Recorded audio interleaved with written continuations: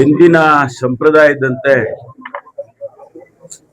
ಯಾವುದೇ ಒಂದು ಶುಭ ಕಾರ್ಯ ಅಥವಾ ಮುಂದಿನ ಶುಭಗಳನ್ನ ನಾವು ಆಲೋಚನೆ ಮಾಡುವಾಗ ಸಿದ್ಧಗಂಗಾ ಮಠಕ್ಕೆ ಭೇಟಿ ಕೊಡ್ತಕ್ಕಂಥದ್ದು ನಮ್ಮ ಸಂಪ್ರದಾಯ.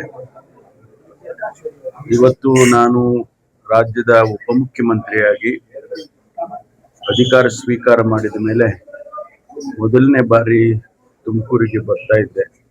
ಆ ಸಂದರ್ಭದಲ್ಲಿ ಶ್ರೀಮಠಕ್ಕೆ ಭೇಟಿ ಕೊಟ್ಟು ಪೂಜ್ಯ ಸ್ವಾಮೀಜಿಯವರನ್ನ ಅವರ ಆಶೀರ್ವಾದವನ್ನು ಪಡ್ಕೊಂಡು, ಗದ್ದಿಗೆಗೆ ಪರಮ ಪೂಜ್ಯ ಶ್ರೀ ಶ್ರೀ ಶಿವಕುಮಾರ ಸ್ವಾಮೀಜಿ ಅವರ ಗದ್ದಿಗೆಗೂ ಕೂಡ ಭೇಟಿ ಕೊಟ್ಟು ಅವರ ಆಶೀರ್ವಾದವನ್ನು ಪಡ್ಕೊಳ್ತಕ್ಕಂಥದ್ದು ನಮ್ಮೆಲ್ಲರಿಗೂ ಸಿಗ್ತಕ್ಕಂಥ ಅವಕಾಶ.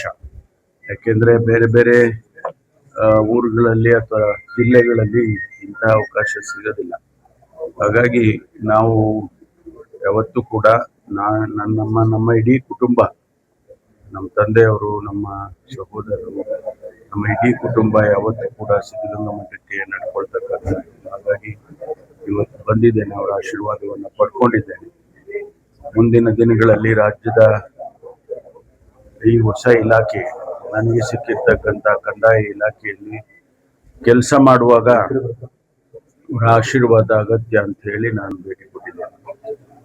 ಇವತ್ತು ಮಾನ್ಯ ಮುಖ್ಯಮಂತ್ರಿಗಳು ಮಾನ್ಯ ಡಿ ಕೆ ಶಿವಕುಮಾರ್ ಅವರು ಅಧಿಕಾರ ಸ್ವೀಕಾರ ಮಾಡಿ ಬಹುಶಃ 4 ದಿವಸ ಆಗಿರ್ಬೋದು.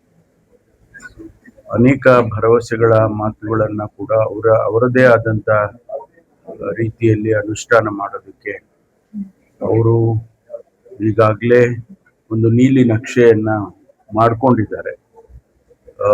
ಆ ಹಿನ್ನೆಲೆಯಲ್ಲಿ ರಾಜ್ಯದ ಜನತೆಗೆ ಒಂದು ಒಳ್ಳೆಯ ಆಡಳಿತವನ್ನು ಕೊಡಬೇಕು ಅಂತ ಹೇಳಿ ಅವರು ಕೂಡ ಇವತ್ತು ಈಗಾಗಲೇ ಹೇಳಿಕೆಗಳನ್ನು ಕೊಟ್ಟಿದ್ದಾರೆ. ಅವರ ಜೊತೆಯಲ್ಲಿ ನಾವೆಲ್ಲರೂ ಕೂಡ ಸೇರಿ ರಾಜ್ಯದ ಅನೇಕ ಅಭಿವೃದ್ಧಿ ಕಾರ್ಯಕ್ರಮಗಳು ಇನ್ನೂ ತ್ವರಿತಗತಿಯಲ್ಲಿ ಆಗಬೇಕು.